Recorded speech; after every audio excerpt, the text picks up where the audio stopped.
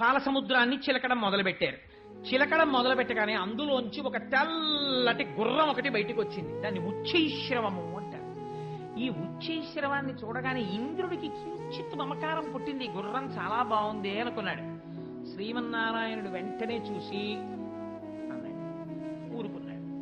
చూశాడు కదా ఆయన చెప్పిన మాట వినాలని. బలి చక్రవర్తి అడిగాడు.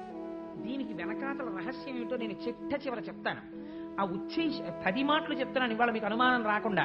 ఆ ఉచ్చైశ్రవాన్ని బలి చక్రవర్తి అడిగాడు. రాక్షసులకి రాజు, నాకు కావాలని, నీకు ఇవ్వాలని నేను చూస్తున్నాను, తీసుకోవాలి స్వామి. అది సచ్చంద్ర పాండురంబై ఉచ్చైశ్రవమనగ దురగ మొగిజనీంచన్ పుచ్చుకునియ బలిదైచుండిచ్చకొనండయ్య ఇంద్రుడీశ్వర శిక్షన్. ఈశ్వరుడు వద్దన్నాడు కాబట్టి ఇంద్రుడు అడగలేదు. ఉచ్చైశ్రవాన్ని పుచ్చుకోకూడదు. ఎందుకు పుచ్చుకోకూడదు? ఈశ్వరుడు వద్దన్నాడు. ఒక కథ ఉంది, అది పుచ్చుకోకండి. ఆనాడు వాళ్ళకి కాదు, దేవతలుగా ఉండాలనుకున్న వాళ్ళందరూ ఆ గుర్రాన్ని పుచ్చుకోకూడదు. కామధేనువుని పుచ్చుకో, హవిస్సులకి వాడుకో. ఏమిటి రహస్యాలు తర్వాత చెప్తాను. అందుకని అంటే చిట్ట చివరి వరకు చాలా వస్తాయండి. ఒక్కొక్కటి చెప్తూ కూర్చుంటే పంచమి నాడు లక్ష్మీదేవిని తీసుకురావాలి. అది నా ప్రార్థన. మా తల్లి ఒక్కసారి కనపడాలి ఇవాళ. పంచమి శుక్రవారంతో కలిసి ఉంది ఇవాళ. ఇది విని లక్ష్మీదేవి రాగానే ఇంద్రుడికి దరిద్రం తొలగిపోయింది. దుర్వాస శాపం వల్ల వచ్చినటువంటి శాపం ఇక్కడ చెప్పలేదు భాగవతంలో. దేవీ భాగవతంలో చెప్పారు. ఒక గొప్ప స్తోత్రం ఉంది లక్ష్మీదేవిని ఉద్దేశించి. ఆ స్తోత్రం ఎవరు చెప్తారో వాళ్ళకి దరిద్రం తొలగుతుంది. కొన్ని కోట్ల జన్మలు అనుభవించవలసిన దరిద్రం నశిస్తుంది. ఆ స్తోత్రం ఇవాళ మనందరం కలిసి చెయ్యాలని నా తాపత్రయం. అందుకని ఆఖరణ చెప్తానంటున్నాను. ఈ తత్వం అంతా కలిపి ఒక్కసారి. ఆ తరువాత మళ్లీ చిలకడం మొదలుపెట్టారు. ఎల్ల ఋతువులందు ఎలవారి పరువమై ఇంద్రువిరుల తోట కేపు తెచ్చి కోరువచ్చు వారి కోర్కెలు ఈడెడు వేల్పుమ్రాను పాల వెళ్లి పుట్టే. ఒక బ్రహ్మాండమైనటువంటి కల్పవృక్షం ఒకటి వచ్చింది పాల సముద్రం నుంచి. దానికి ఆ కల్పవృక్షానికి పువ్వులు పూసున్నాయి. ఆ పువ్వులు ఎవరు పెట్టుకుంటారో వాళ్ళకి 5వ తనం తరగదు. దాని మించి వచ్చేటటువంటి గాలి ఎవరు పీలుస్తారో వాళ్ళ ఆరోగ్యం పాడవదు. ఎవరు కల్పవృక్షం దగ్గరికి వెళ్లి ప్రార్థనలు చేస్తారో వాళ్ళకి ఫలాల రూపంలో కోరికలు తీర్చేస్తుంది. ఇప్పుడు ఈ కల్పవృక్షాన్ని ముందు ఎవరికి ఇచ్చారో తెలుసా అండి? ఇంద్రుడికి ఇచ్చారు. ఎందుకని? ఏమడుగుతాడు ఆ కల్పవృక్షాన్ని చూసి? పోయిన లక్ష్మీ వైభవం కావాలంటాడు. వెనకాల ఏమొచ్చేయాలి? ఇప్పుడు లక్ష్మీదేవి వచ్చేయాలి. కానీ ఈ వచ్చేటటువంటి ఈ కల్పవృక్షానికి లక్ష్మీదేవికి మధ్యలో ఒకటి వస్తుంది.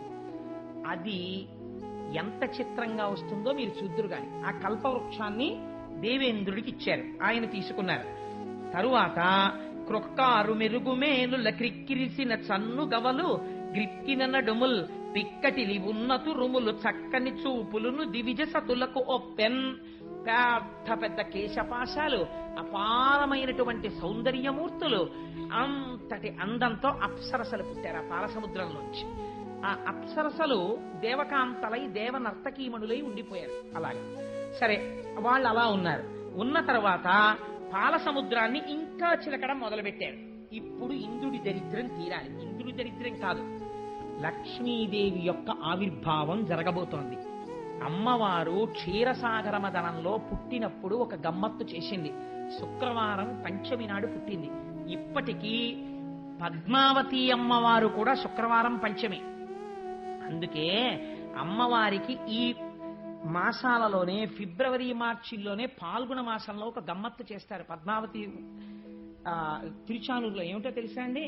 సుమంగళి పూజ అని ఒక పూజ ఉంది. పసుపు కుంకాలున్న ఆడవాళ్ళందరూ ఆ రోజున పసుపు తాళ్ళు, నల్లపూసలు, గాజులు, పువ్వులు, పసుపు, కుంకం పట్టుకెళ్ళి అమ్మవారికి ఇస్తారు.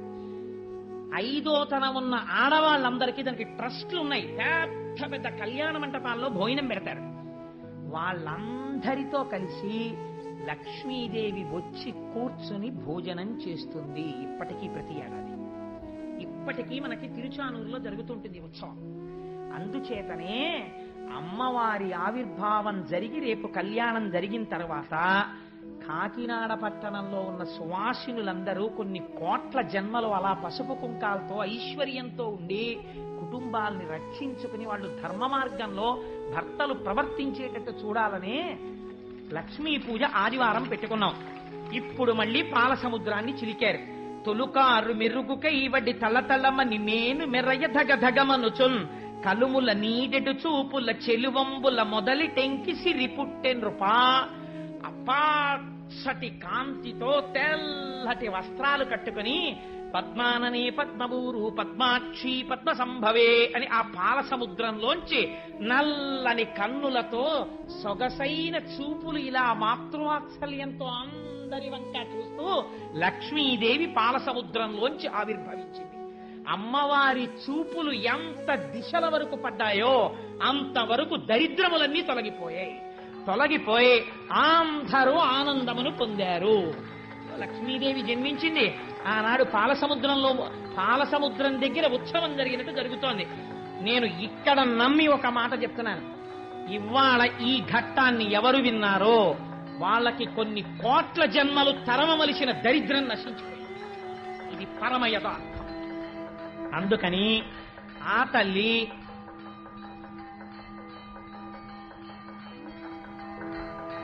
ఒక్కసారి మీ అందరూ కూడా మానసికంగా అదిగో అక్కడ నీరాజనాన్ని తీసుకోండి. ఒక్కసారి అది కళ్ళకద్దుకుని నమస్కారం చేసుకోండి. స్వామి త్రిమూర్త్యాత్మకమై దత్తాత్రేయుడై ఉన్నాడు. చక్కటి జేగంటలు మోగే ఈ దేవాలయంలోను.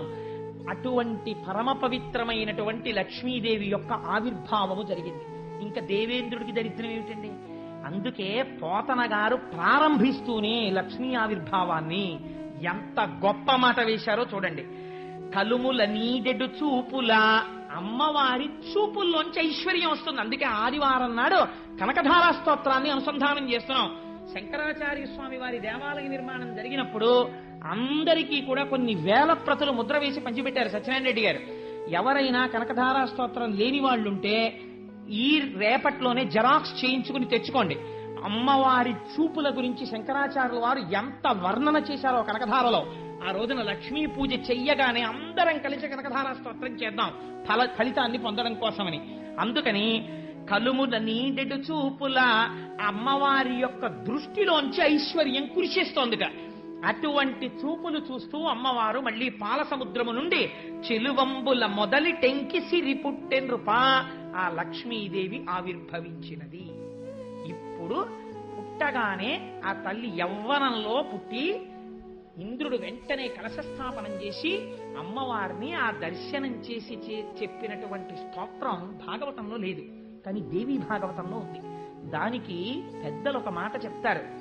ఈ స్తోత్రాన్ని తెలిసి కాని తెలియక కాని ఎవరైనా కొన్ని రోజుల నియమం ఉంది చేస్తే వాడికి ఎంత ఐశ్వర్యం వెళ్ళిపోతుందంటే వాడు భూమండలాన్ని శాసించే చక్రవర్తిత్వానికి వెళ్ళిపోతాడు. తెలిసో తెలియకో చేసిన వాళ్లే అటువంటి ఐశ్వర్యవంతులయ్యారు. పక్కన నారాయణ భక్తితో కలిస్తే భక్తితో కూడిన ఐశ్వర్యం వస్తుంది.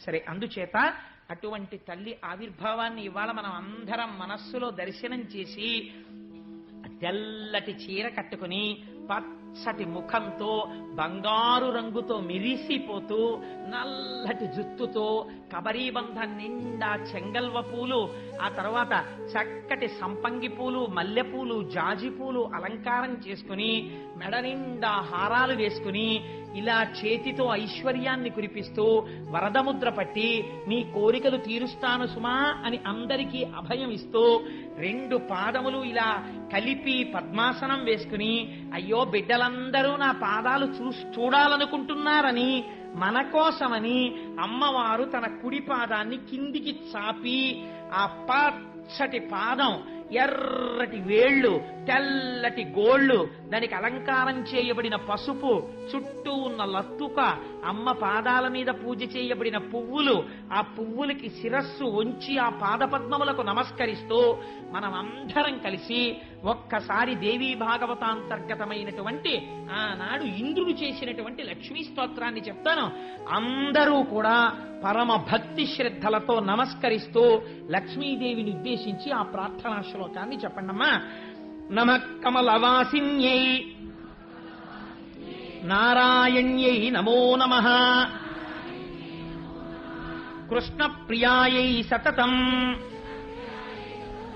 నీటిలో ఉండేటటువంటి కప్పలు పాలసముద్రంలోంచి పైకి లేచాయి అన్నారు క్షీరసాగర మథనంలో. ఇందాక చెప్పాను కదా, అందుకని ఇవాళ కప్ప రూపంలో వచ్చి శ్రీమన్నారాయణుడు వేదిక ముందుకొచ్చి మరీ దర్శనమిస్తున్నాడు. చూడండి, క్షీరసాగర మథనం అవగానే నాకైతే ఆయన నోరు ఇలా ఇలా ఇలా ఇలా అనడంలో ఆదికూర్మం ఆ రోజున ఇలాగే కూర్చుంది సుమా అని చెప్పడానికి వచ్చాడా అన్నట్టుగా మహానుభావుడు ఇవాళ నారాయణుడే వచ్చాడు. అమ్మవారి స్తోత్రం చేసేటప్పటికీ ఒరే నేను మీ అందరికీ ప్రత్యక్ష దర్శనం ఇస్తున్నాను, క్యాంప్ చేశాడన్నావు కదా, ఇదిగో మీకు దర్శనం ఇస్తున్నానని కనబడ్డాడు. కానీ ఉపన్యాసం అయిన తర్వాత ఆయన మీద పడిపోయి నమస్కారాలు చేసేయకండి, ఆయనకి ఇబ్బందిగా ఉంటుంది.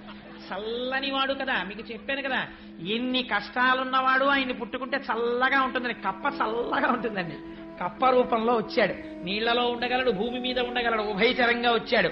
నా స్వామి దర్శనంగానే నేను భావించి నమస్కరిస్తూ నమఃకమలవాసిన్యై నారాయణ్యై నమో నమః కృష్ణ ప్రియాయై సతతం మహాలక్ష్మీ నమో నమః పద్మపత్రేక్షణాయై చ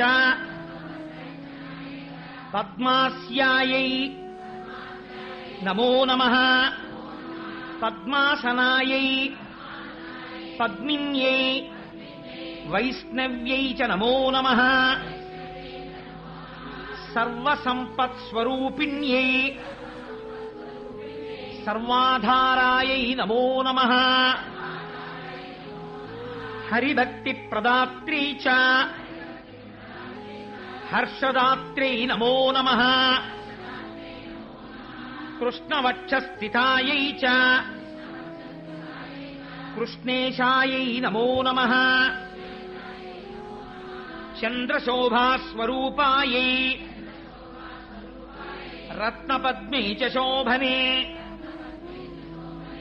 సంపత్వధిష్టాతృదేవ్యై సంపత్వధిష్టాతృదేవ్యై అంటే సంపత్తికి అధిష్టానమైనటువంటి దేవత, ఐశ్వర్యమునివ్వగలిగినది.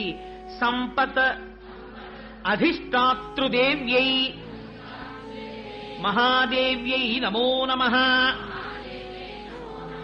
నమో బుద్ధిస్వరూపాయై బుద్ధిదాయ్యై నమో నమః యథా మాతస్తనాంధానాం